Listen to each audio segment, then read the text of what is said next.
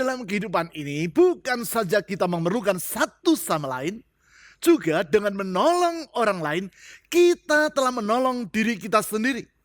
Prinsip ini dikemukakan oleh Sadhu Sundar Singh, seorang hamba Tuhan yang melayani di daerah kaki pegunungan Himalaya di awal abad yang lalu. Pengalaman hidupnya membuktikan hal tersebut. Sesungguhnya melalui hidup saling menguatkan dan saling membangun tersebut, kita mengisi kehidupan ini dengan kehidupan yang benar-benar hidup. Itulah hidup dengan prinsip seize the day, carpe diem. Dengan berbuat baik kepada orang lain, sesungguhnya kita telah berbuat baik terhadap diri sendiri. Bapak Ibu sekalian, selamat berjumpa kembali di ibadah Gereja Kristen Perjanjian Baru Fajar Pengharapan. Bagaimana cara berdoa yang benar dan menyegarkan jiwa kita? Hal apa saja yang mempengaruhinya? Bagaimanakah polanya? Temukan jawabannya dalam retreat doa He Restores My Soul pada tanggal 1 Mei 2024 bersama Dr. Bambang Wijaya. Retreat doa setengah hari ini akan diadakan di gedung gereja kita yang berada di Bandung Utara. Untuk mengikutinya, Anda dapat mendaftarkan diri di counter informasi di setiap satelit atau melalui WhatsApp ke nomor 0811 841 765. Jangan lewatkan kesempatan ini. Segera daftarkan diri Anda. Tempat terbatas. Mari bangkitkan dan perteguh iman Anda dengan mengikuti pertemuan doa Oasis yang kembali diadakan setiap hari Rabu pukul 10 pagi secara onsite di Jalan Pasir Koja 58. Dan juga pertemuan doa kontemplatif setiap hari Kamis melalui kanal YouTube Doa Fajar Pengharapan yang dapat Anda ikuti di sepanjang hari. Bagi Anda yang memiliki beban dan pergumulan, kirimkan beban doa Anda ke nomor WA 0811 841 765. Para pendoa gereja kita akan mendukung Anda dengan mendoakan setiap beban dan pergumulan Anda tersebut. Informasi dan pengumuman penting lainnya dapat Anda lihat dan ikuti di bagian menjelang akhir ibadah ini. Selamat beribadah!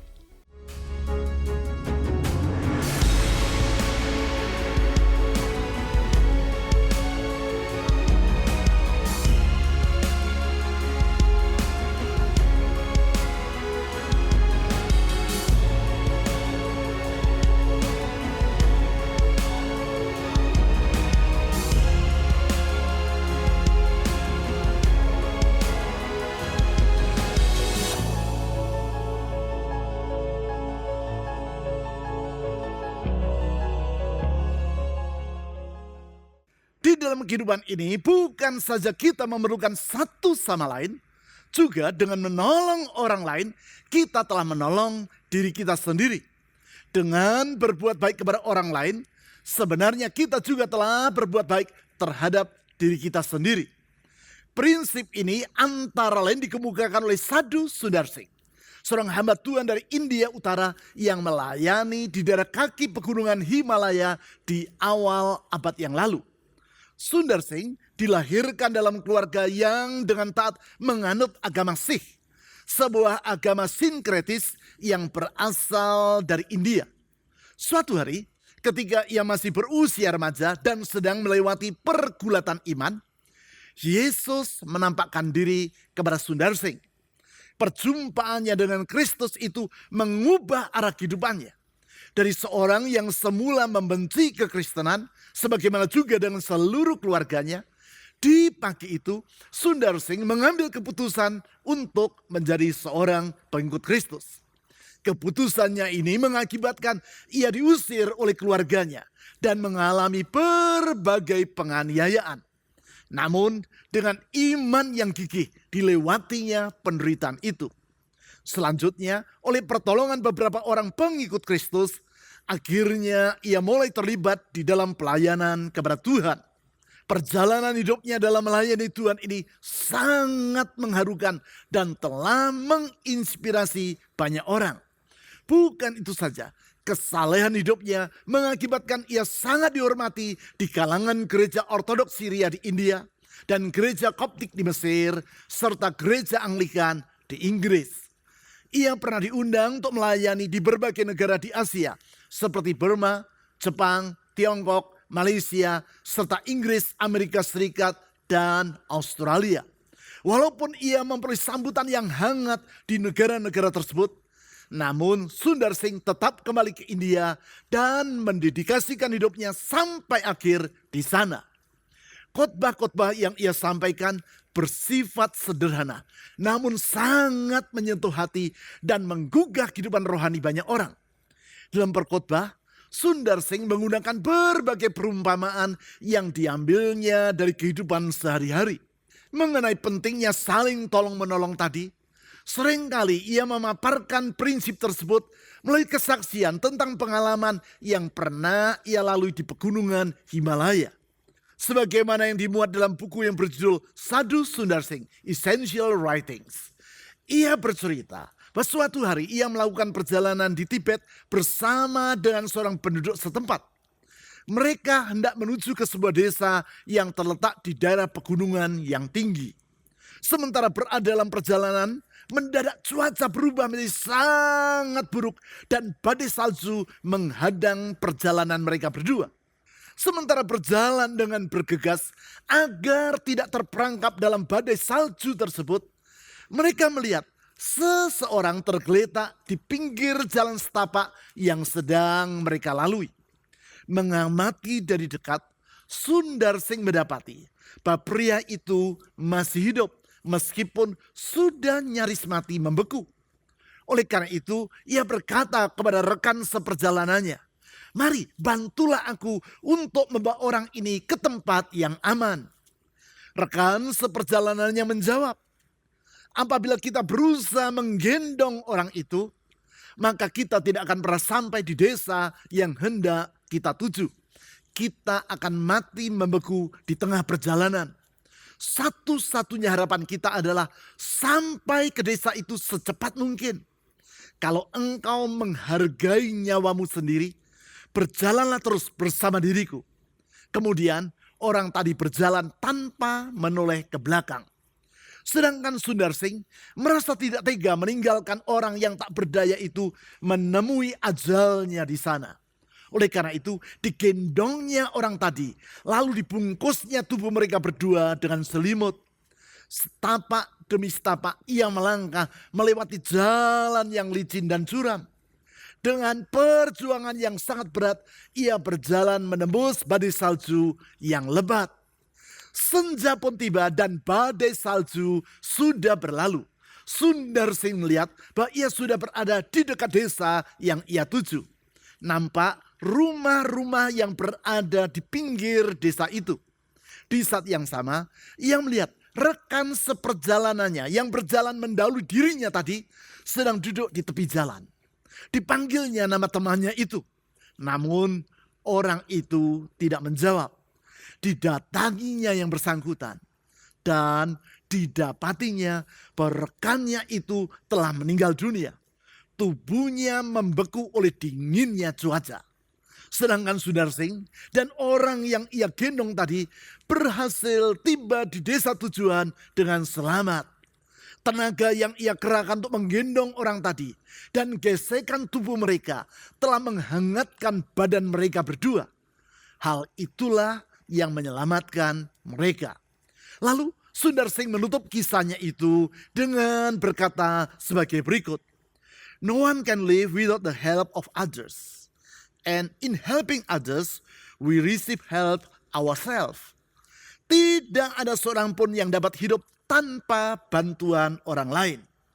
Dan dengan menolong orang lain, kita sendirilah yang menerima pertolongan itu. Pentingnya prinsip hidup saling tolong-menolong ini memang dikemukakan dalam Alkitab. Antara lain diistilahkan dengan kalimat saling menguatkan atau encouraging one another. Yaitu sebagaimana yang ditulis dalam 1 Tesalonika pasal 5 ayat 11. Mari kita baca ayat tersebut.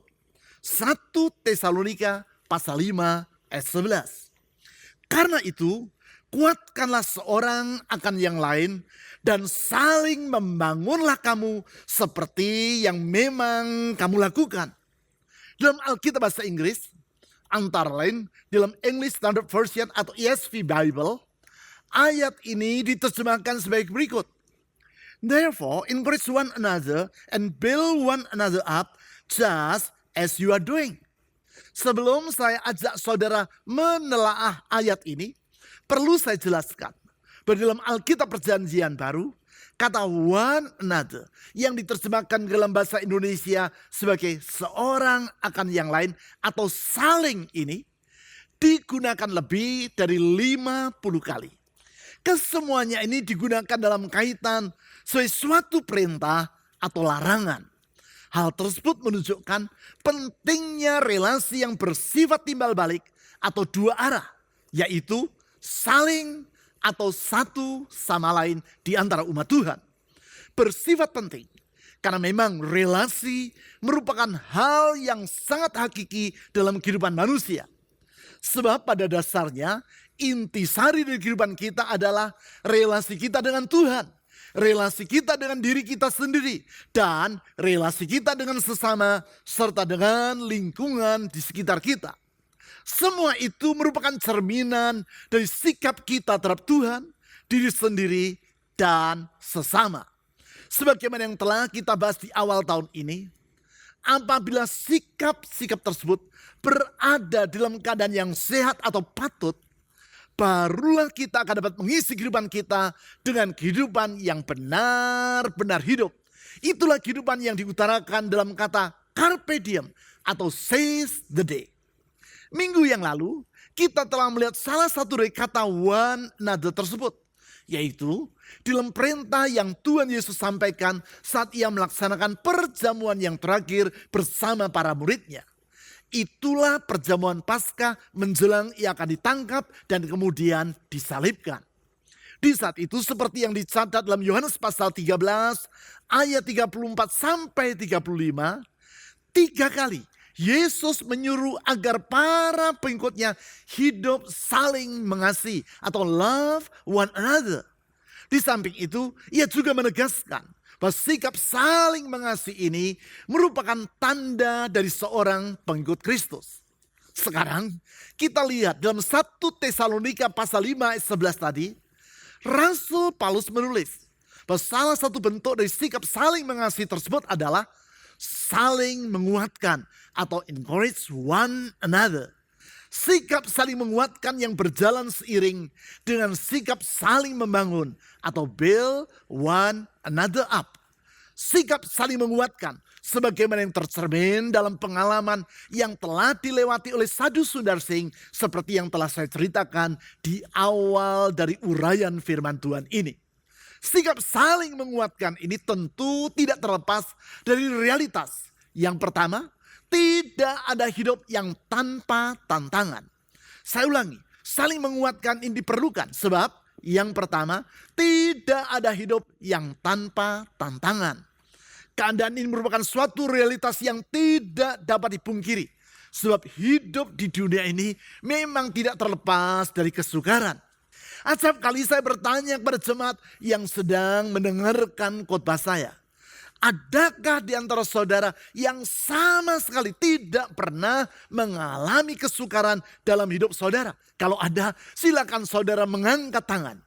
Walaupun pertanyaan tersebut sudah saya ulang 3 kali, tetap tidak seorang pun di antara mereka yang mengangkat tangannya. Atau adakah di antara saudara yang sedang mengikuti uraian firman Tuhan ini secara online yang sama sekali tidak pernah mengalami kesukaran dalam hidup ini? Kalau ada, silakan saudara mengirim pesan melalui kolom live chat dari YouTube channel yang saudara ikuti dengan berkata, saya sama sekali tidak pernah mengalami kesukaran dalam hidup saya. Maksud saya, agar dengan demikian maka saya dapat berdoa supaya saudara yang mengirim pesan itu terlepas dari roh kebohongan. Karena jelas bahwa tidak ada orang yang tidak pernah mengalami kesulitan atau tantangan dalam kehidupannya. Hal itulah yang beberapa waktu yang lalu saya utarakan kepada salah seorang anggota jemaat.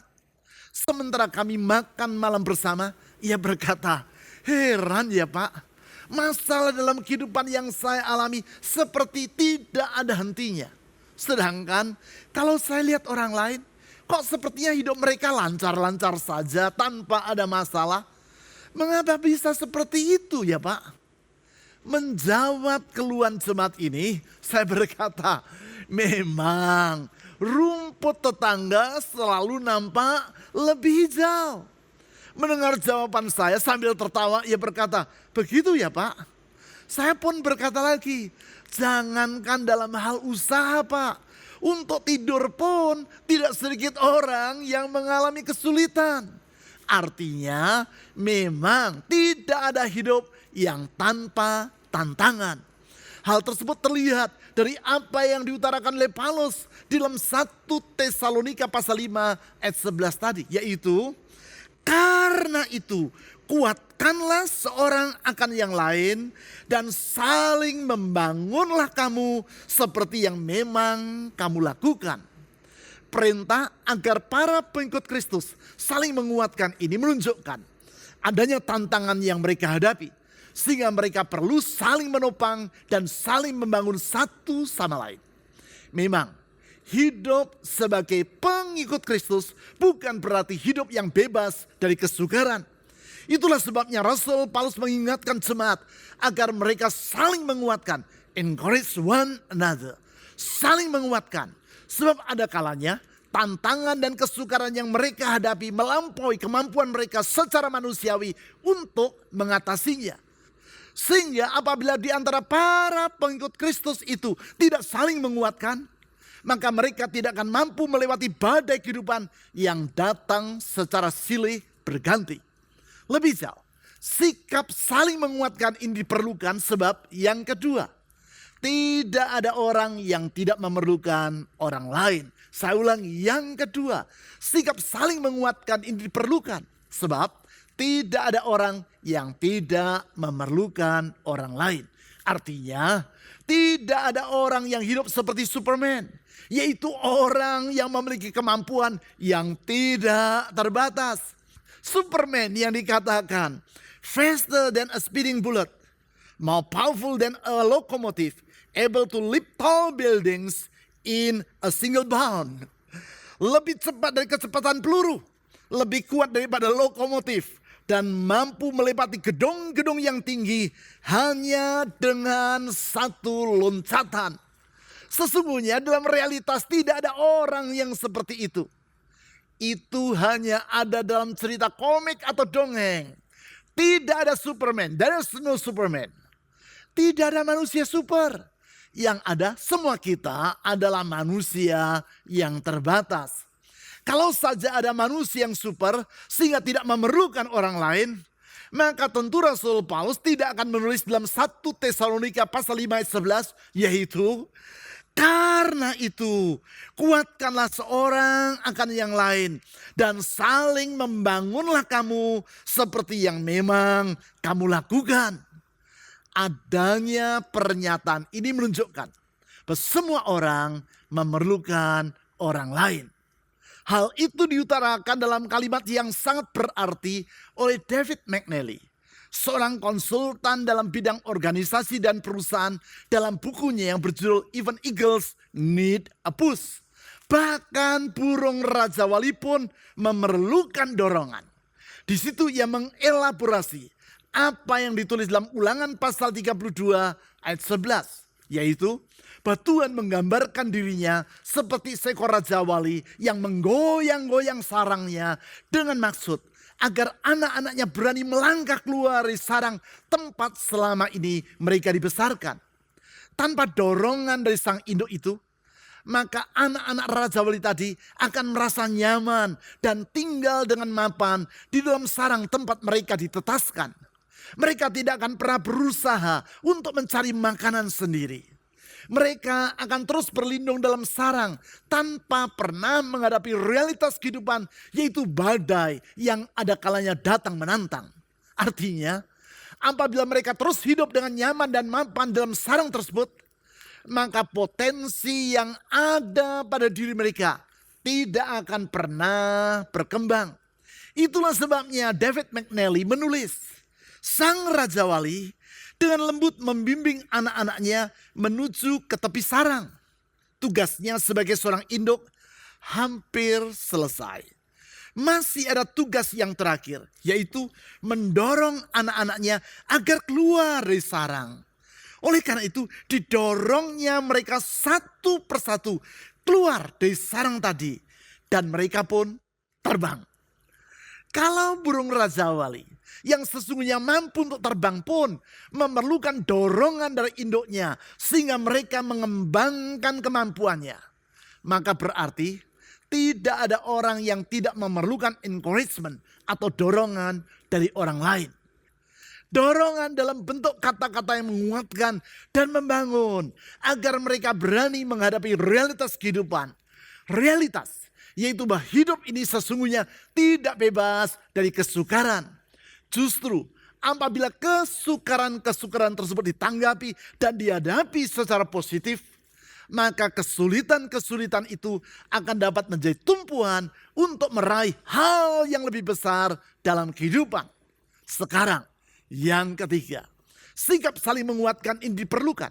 Sebab tidak ada orang yang tidak dapat meneguhkan orang lain. Saya ulangi, sikap saling menguatkan ini diperlukan. Sebab yang ketiga, tidak ada orang yang tidak dapat meneguhkan orang lain.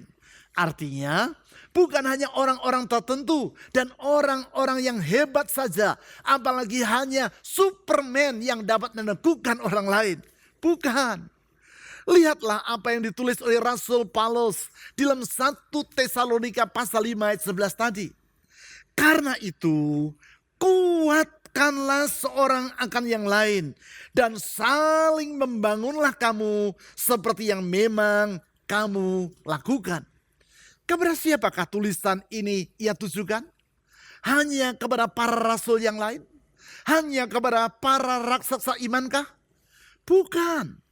Lihatlah apa yang ditulis dalam 1 Tesalonika pasal 1 ayat 1. Di situ ditulis seperti demikian. Dari Paulus, Silvanus, dan Timotius. Kepada jemaat orang-orang Tesalonika yang di dalam Allah Bapa dan Tuhan Yesus Kristus. Ayat ini menunjukkan bahwa surat 1 Tesalonika bukan ditujukan hanya kepada orang-orang tertentu, apalagi hanya kepada orang-orang hebat. Namun kepada jemaat orang-orang Tesalonika. Siapakah mereka? Mereka adalah semua orang percaya atau para pengikut Yesus yang berada di daerah Tesalonika. Hal ini menunjukkan bahwa pada dasarnya tidak ada orang yang tidak dapat meneguhkan orang lain. Yaitu seperti yang dikatakan dalam 1 Tesalonika pasal 5 ayat 11 tadi. Lalu bagaimana cara untuk menguatkan seorang akan yang lain seperti yang disebut di ayat tersebut? Salah satu cara yang paling mendasar dan praktis adalah saling menguatkan dengan kata-kata yang kita ucapkan. Bukankah itu yang dilakukan oleh burung-burung angsa yang sedang terbang bersama? Sebagaimana yang saudara ketahui, di negara-negara yang memiliki 4 musim, pada pertengahan musim semi dan pertengahan musim gugur, terjadilah migrasi besar-besaran dari burung-burung tertentu. Di antaranya yaitu burung-burung angsa. Di musim gugur, mereka terbang beramai-ramai dari wilayah utara ke selatan, yaitu dengan maksud untuk menghindari cuaca yang dingin di utara. Di sepanjang musim dingin itu, mereka akan tinggal di daerah selatan yang cuacanya lebih hangat. Sedangkan pada musim semi, yaitu ketika musim dingin sudah berlalu, mereka kembali beramai-ramai terbang ke wilayah utara. Yang menarik, burung-burung angsa ini terbang dengan membentuk formasi huruf V. Mengapa demikian? Karena dengan terbang dalam formasi tersebut, mereka dapat menghemat tenaga. Di dalam penelitian didapati bahwa dengan terbang seperti itu, burung-burung tadi dapat menghemat tenaga sampai dengan 70%. Luar biasa bukan? Bahkan burung-burung itu pun mengerti prinsip aerodinamika. Namun yang lebih menarik lagi adalah sementara mereka terbang, burung-burung tersebut mengepakkan sayap sambil mengeluarkan bunyi dengan pola suara yang khas. Untuk apa? Di dalam penelitian didapati bahwa dengan cara itu sang pemimpin yang berada di depan, yaitu yang di ujung formasi huruf V tadi, mengatur keserempakan dari gerakan, arah, dan kecepatan terbang yang mereka lakukan. Di samping itu, juga ada maksud yang lain, yaitu untuk saling meneguhkan satu sama lain. Tentang hal ini, di situs yang secara khusus membahas tentang burung-burung angsa Kanada, ditulis seperti berikut. Geese hong to encourage one another to stay in position, ensuring that birds maintain a cohesive and streamlined formation while flying. Burung angsa membunyikan suara untuk mendorong satu sama lain agar tetap pada posisi mereka, untuk memastikan burung-burung tersebut mempertahankan formasi yang utuh dan ramping saat mereka terbang. Kalau burung-burung angsa saja mampu saling meneguhkan satu sama lain, encourage one another, berarti sesungguhnya tidak ada orang yang tidak dapat meneguhkan orang lain asal ia mau melakukannya. Kata-kata yang meneguhkan yang semua orang memerlukannya dan yang dapat kita lakukan sebagaimana yang seharusnya. Tentu dalam hal saling meneguhkan ini bukan berarti ketika kita melihat orang lain sedang melakukan kekeliruan, apalagi sedang mengerjakan pelanggaran terhadap kebenaran, maka kita meneguhkan apa yang ia lakukan dengan maksud agar orang itu terus hidup dalam kemelesetannya. Jelas bukan itu yang dimaksudkan oleh Rasul Paulus dalam 1 Tesalonika pasal 5 ayat 11 tadi. Terhadap orang yang melakukan pelanggaran, kita harus bersedia mengingatkan yang bersangkutan agar ia tidak berlarut-larut dalam kesalahannya. Tindakan itu merupakan wujud dari kasih. Sama seperti ketika saudara melihat seseorang sedang sembrono bermain-main di pinggir jurang yang sangat dalam sehingga ia sedang membahayakan nyawanya. Tentu saudara tidak akan berkata kepada orang itu, bagus, bagus, hebat, teruskan apa yang sedang kamu lakukan. Kalau bisa lebih mepet lagi dengan pinggir jurang itu supaya lebih keren. Jelas saudara tidak akan bertindak seperti itu. Hanya orang yang memiliki niatan yang jahat saja yang akan berbuat seperti demikian. Sebaliknya, kalau saudara mengasihi orang tadi, maka saudara akan bersedia dan berani mengingatkan dia tentang bahaya yang sedang mengancam dirinya. Demikian juga apabila saudara melihat orang yang saudara kenal sedang dalam kesukaran, siapapun yang bersangkutan, apalagi kalau dia adalah saudara dalam jemaat, maka adalah kewajiban saudara untuk menguatkan iman yang bersangkutan dengan mengucapkan kata-kata yang sesuai dengan kebenaran firman Tuhan. Begitu pula ketika seseorang telah mengerjakan hal-hal yang baik, sepatutnya kita memberikan pujian yang sesuai dengan maksud untuk membesarkan hatinya. Sehingga dengan demikian ia akan lebih bersemangat untuk mencapai hasil yang lebih baik lagi. Jangan seperti yang dialami oleh seorang gembala jemaat yang dialih tugaskan oleh sinode atau kantor pusat organisasi gereja yang ia layani ke jemaat di kota yang lain. Di hari Minggu yang terakhir ia melayani di jemaat tadi.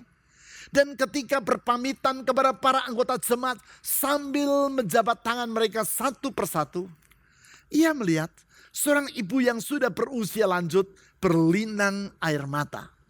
Dengan maksud untuk menghibur hati sang anggota jemaat yang ia duga sedang merasa kehilangan karena tidak akan lagi mendengar khotbah-khotbahnya.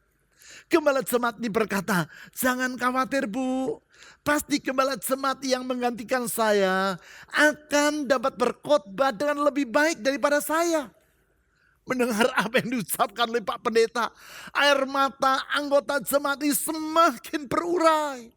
Lalu ia berkata, sudah 4 kali saya mengalami perpisahan seperti ini. Setiap kali gembala yang akan meninggalkan kami selalu mengucapkan kalimat yang sama. Yaitu gembala yang baru pasti dapat berkhotbah dengan lebih baik daripada saya. Namun kenyataannya justru gembala yang baru itu kemampuan berkhotbahnya selalu lebih buruk daripada yang sebelumnya. Artinya menurut ibu tadi, gembala yang akan pindah ini khotbahnya 4 kali lebih buruk daripada gembala yang pertama. Dan gembala yang baru nanti akan lebih buruk lagi. Apa yang diucapkan ibu ini bukan kata-kata yang menguatkan. Itu bukan kalimat yang dimaksudkan oleh Rasul Paulus dalam 1 Tesalonika pasal 5 ayat 11 tadi. Marilah kita saling menguatkan dengan mengucapkan penghiburan kepada mereka yang sedang berputus asa. Dan memberikan dorongan yang membangun kepada mereka yang memerlukan dorongan seperti itu. Dengan demikian kita memenuhi perintah yang Tuhan Yesus sampaikan dalam Yohanes pasal 13 ayat 34 yang telah kita bahas minggu yang lalu. Yaitu supaya kamu saling mengasihi sama seperti aku telah mengasihi kamu. Demikian pula kamu harus saling mengasihi. Sebagaimana Tuhan Yesus telah mengasihi kita dan menguatkan serta membangun semangat dan iman kita. Demikianlah kita sebagai para pengikutnya perlu melakukan hal yang sama. Sebab sesungguhnya dengan menolong orang lain, kita sendirilah yang menerima pertolongan itu. Mari kita berdoa. Tuhan Yesus, Engkau telah memberi teladan di dalam mengasihi kami. Kasih yang Kau buktikan melalui tindakan dan pengorbanan. Dalam kasih-Mu Engkau mengangkat kami. Dalam kasih-Mu Engkau meneguhkan kami. Dalam kasih-Mu Engkau membangun kami. Tuhan Yesus, ajar kami untuk mengikuti teladan dan jejak-Mu itu. Yaitu saling menguatkan satu dengan yang lain. Saling membangun dan bukan meruntuhkan. Saling mendorong dan bukan merongrong. Tuhan Yesus tolong kami. Supaya dengan demikian hidup kami benar-benar patut dan layak disebut sebagai pengikut-Mu. Karena kami mengikuti jejak-jejak yang Kau teladankan. Dan dengan hidup sepatutnya kepada orang lain. Barulah kami dapat mengisi kehidupan ini dengan hidup yang benar-benar hidup. Sehingga dengan demikian hidup kami bukan merupakan hidup yang sia-sia. Tetapi hidup yang memberi manfaat. Hidup yang menguatkan. Hidup yang menjadi berkat bagi orang lain. Tuhan Yesus, Kami percaya kasih-Mu itu tidak pernah berubah. Kasih yang telah Engkau tunjukkan melalui pengorbanan-Mu di kayu salib. Yang memulihkan dan membarui dan meneguhkan iman serta pengharapan. Tetap tersedia bagi kami pada hari ini. Oleh karena itu Tuhan Yesus, saya berdoa. Ulurkan tangan kasih-Mu. Menjamah setiap orang yang berseru memanggil nama Tuhan. Di dalam Tuhan Yesus, ulurkan tangan-Mu yang menyembuhkan. Tangan-Mu yang memulihkan. Tangan-Mu yang menyediakan jalan keluar. Karena sesungguhnya dalam Tuhan Yesus selalu ada pengharapan. Dan pengharapan kami kepada-Mu ya Tuhan Yesus tidak akan pernah berakhir di dalam kekecewaan. Kepada-Mu dan dalam nama-Mu ya Tuhan Yesus kami telah berdoa. Amin. Di saat ku tak berdaya, kuasa-Mu yang sempurna. Ketika ku percaya, mujizat itu nyata. Bukan karena kekuatan, namun Roh-Mu ya Tuhan. Ketika ku berdoa, mujizat itu nyata. Di saat ku tak berdaya, kuasa-Mu yang sempurna. Ketika ku percaya, mujizat itu nyata. Bukan karena kekuatan, namun Roh-Mu ya Tuhan. Ketika ku berdoa, mujizat itu nyata.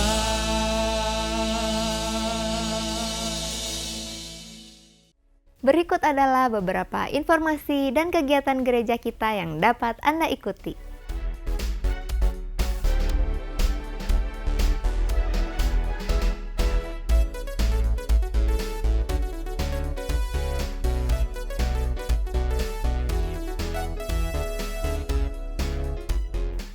Persembahan dan persepuluhan sebagai ungkapan kasih dan syukur kita kepada Tuhan dapat Anda berikan dengan memasukkannya ke dalam kotak persembahan atau melalui rekening bank atau dengan cara men-scan QR Code dengan menggunakan aplikasi dompet digital. Ibadah online GKPB Fajar Pengharapan dapat Anda ikuti setiap saat mulai hari Sabtu pukul 5 sore melalui YouTube, website, dan aplikasi yang tertera di layar.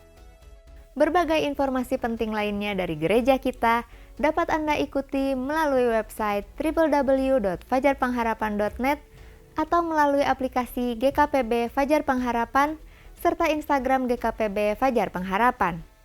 Bapak Ibu Saudara sekalian, sehat selalu dan sampai jumpa minggu depan.